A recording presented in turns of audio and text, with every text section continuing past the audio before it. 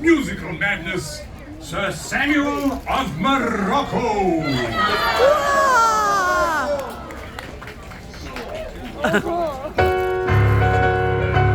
And now, good gentles all, please welcome those loquacious lovers of legends and lore. Those versatile viscounts of voluminous verbosity as they portray a panoply of personalities under this preeminent proscenium. Please welcome Mr. Smythe and Mr. Jones.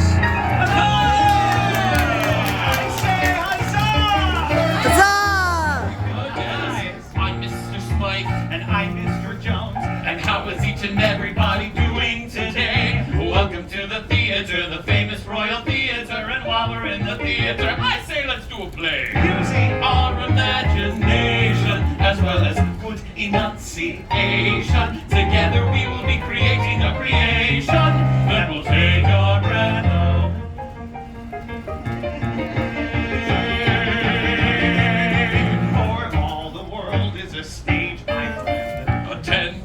If you've an ear to lend, we're gonna tell a tale with once upon a time at the start, and there's a happily ever after at the end. I say, Mr. Smythe. Yes, Mr. Jones. What story shall we play today? Well, today we shall render upon these boards an adventure that is most hair-raising. Well said, Mr. Smythe. Thank you. For today, we tell the timeless tale of Tangled! It's a very special tale of a very special girl. She's full of hopes and dreams, a little something like you. And if she puts some work into it, makes her mind up to pursue it, she can make her wish come true. It may be awfully hard to do, but with imagination, so courage and determination. If she can conquer all her fears and trepidation, well then she just might make it through.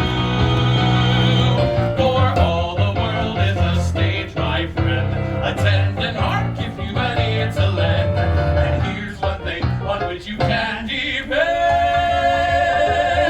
We're gonna make a little magic if you all do your part. We will create a little chronicle of courage and heart. We're gonna tell a tale with once upon a time at the start, and there's a happily ever after at the end. Happily ever after at the end.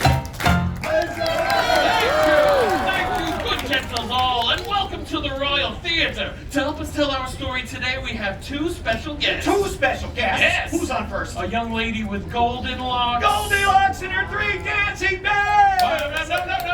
No, we do not have three dancing bears. Only two? No, Just one? No, there are no dancing bears. Good gentles all presenting Goldilocks and now dancing bears! No, that's not what I meant. What are you doing? They can be the dancing bears. Look, there's a papa and a mama and a baby. That's okay. No, there are no dancing bears and no Goldilocks. But you said a young lady with golden locks. Yes, Rapunzel. Rapunzel doesn't have any dancing bears. No, she's our first guest. Our first guest? Yes. Who's on second? That is the question. I can tell you. Good gentles all, it is time to give a warm welcome to our first royal guest. The one The only and only, Rapunzel!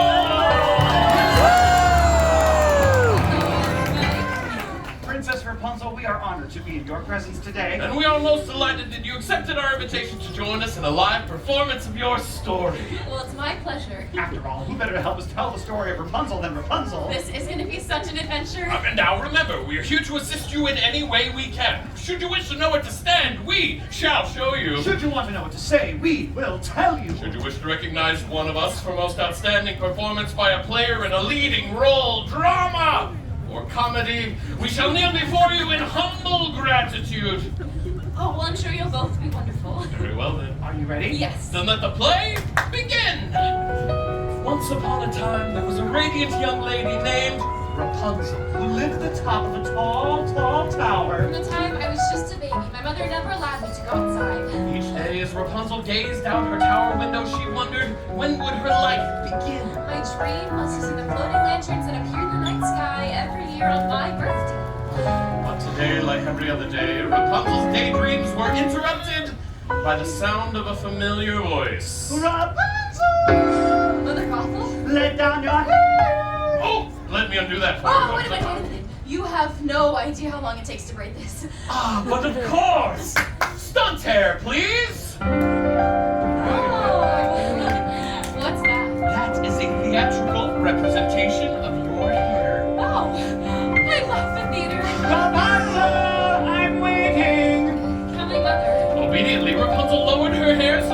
Gothel can easily ascend the steep tower wall.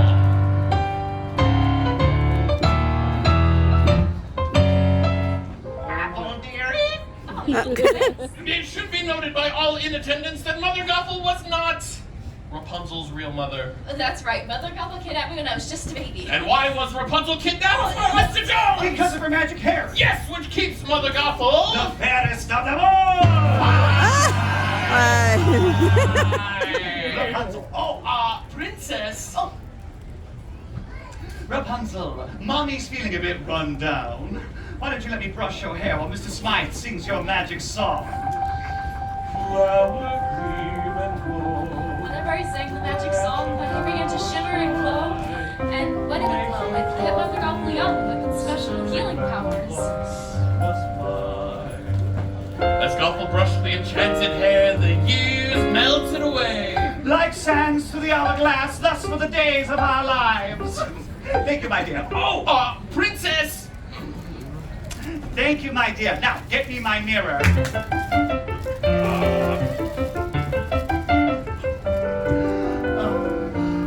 know what I see? I see a strong, confident, beautiful young lady. Oh, look, you're here too. Realizing this might be her last opportunity, Rapunzel summoned up the courage to act. Mother, I was wondering, since it's my birthday tomorrow, will you please take me to see the floating lanterns? It's my only birthday wish. Absolutely not, Rapunzel. Sorry. Samuel! Flower, gleam and glow, let your power shine, make the clock reverse, bring back Rapunzel's bar. I told you, my dear, the world is a dangerous place filled with ruffians and thugs, and that's why I keep you locked up in this beautiful tower. Sorry. Seriously, Sam! Flower, glow, power shine, clock reverse, mind my mind. For your own safety, my dear, you will never, ever leave this tower, ever! Trust me, Rapunzel. Mother knows best.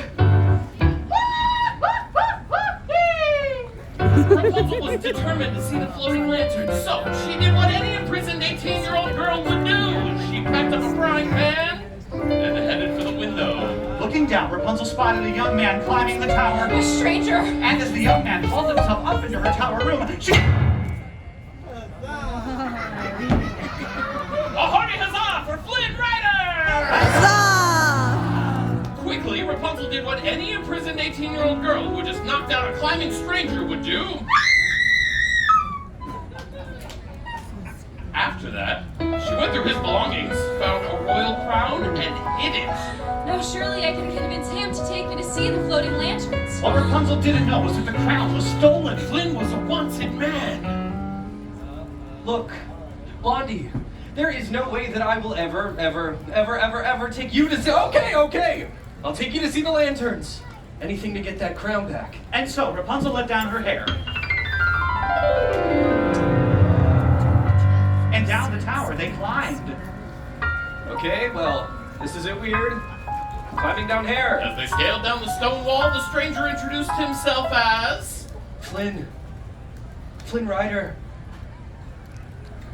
And before Rapunzel could say, Holy hairbrush, Flynn! their feet were on the ground and they were off and running on their new adventure. I can't believe I did this.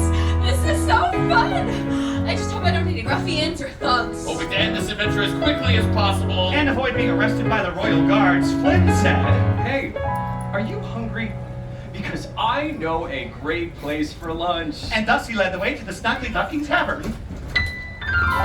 Which, as it turns out, was filled with ruffians and thugs. What? Wow, would you look at this bunch? Now this is a mean-looking bunch of ruffians and thugs. Look at that guy. Never trust anybody with a mustache, especially a milk mustache.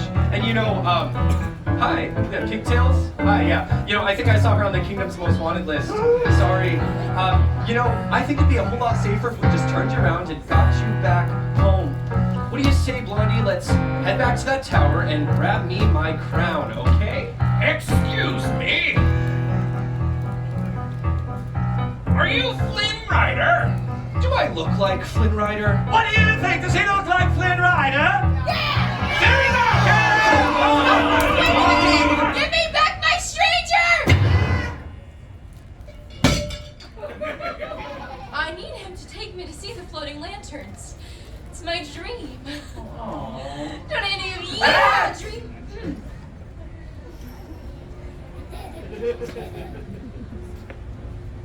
I had a dream once. I've got a dream. I've got a dream. See, I ain't as cruel and vicious as I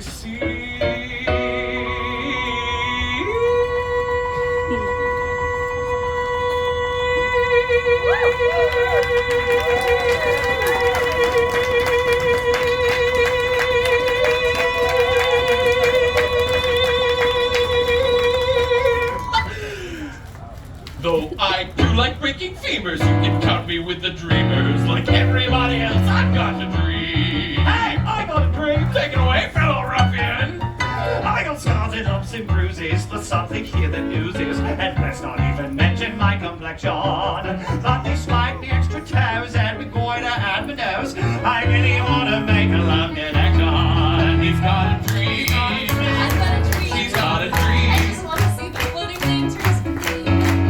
And with every passing hour, she's so glad she left her tower. Like all you lonely folks, she's got a dream.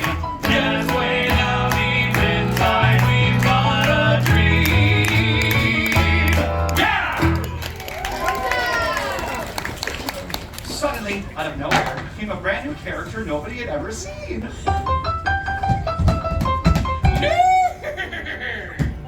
Well, I've seen him. That's Maximus, the horse of the royal garden. He's after me. Psst, follow me.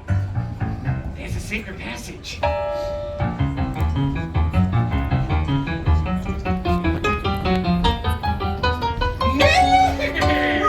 They ran from Maximus through a twisting, turning cave. Until the last we run in the sunlight only to realize. Look out! We were standing on the edge of a precipitous cliff. A towering reservoir on one A side. deep chasm on the other. Thinking quickly, Rapunzel tossed her hair across the chasm where it latched onto a wooden beam. Flynn, follow me. But it was too late. Flynn was trapped and Maximus was on him. Sword drawn. Seriously?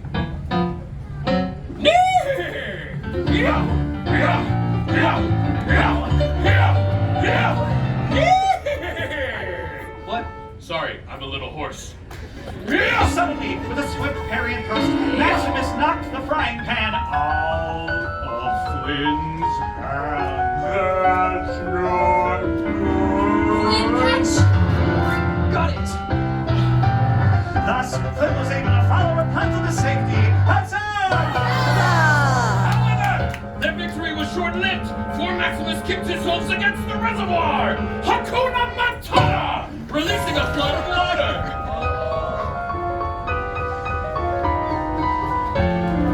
Flynn and Rapunzel found themselves trapped inside a cave, too dark to find their way out, with the water level rising.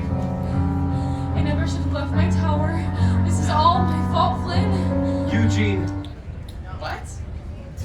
My real name is Eugene Fitzherbert. Someone might as well know. I have magic hair that glows when I sing. What? I have magic hair that glows when I sing.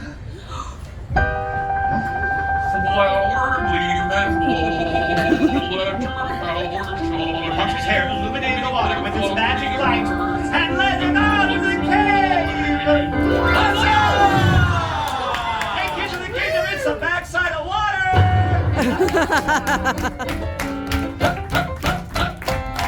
Hey! Once on dry land, Eugene kept his promise and took Rapunzel to see the floating lanterns. Wait a minute. Where's the boat? What boat? We were in a boat. She's right. We were definitely in a boat. We don't have a boat. But it was so romantic. You can't just leave that part out. Oh.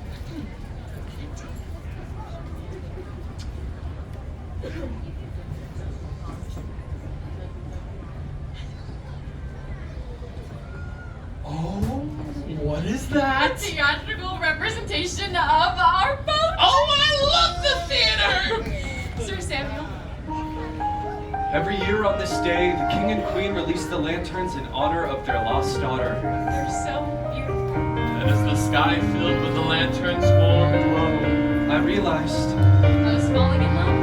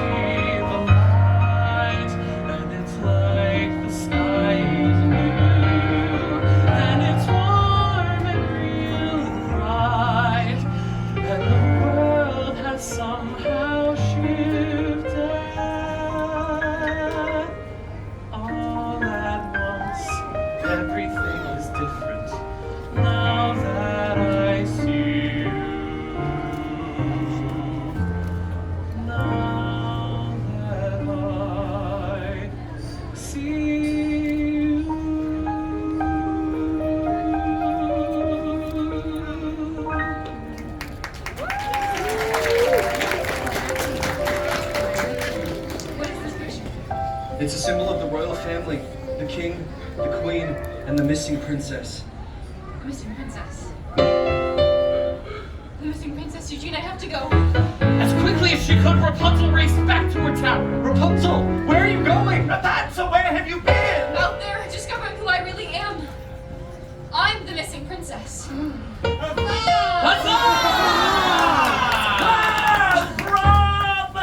You figured it out. But you and your magic hair aren't going anywhere. You're staying right here and keeping me the fairest of them all. Rapunzel, Eugene! I discovered who you really are. And Eugene fell to the floor. He's dying! Well, that's a circle of life, my dear. Now come along.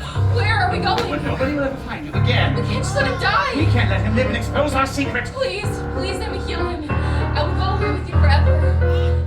I promise. Knowing that Rapunzel never broke a promise, Mother Gothel agreed to allow her this final act of kindness. I can't let you do this. I can't let you die.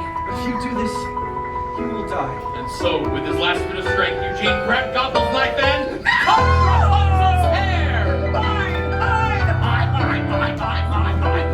My golden hair suddenly lost its magic. Causing Mother Gothel to wither into a shrieking old hag! See us when thou is dead, for I melt, she's not a bit of mine.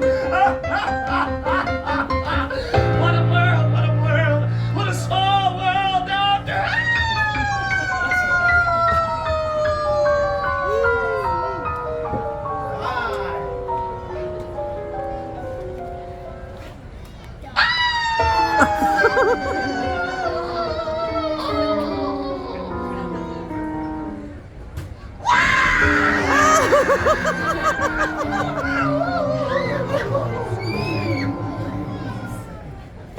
Ow.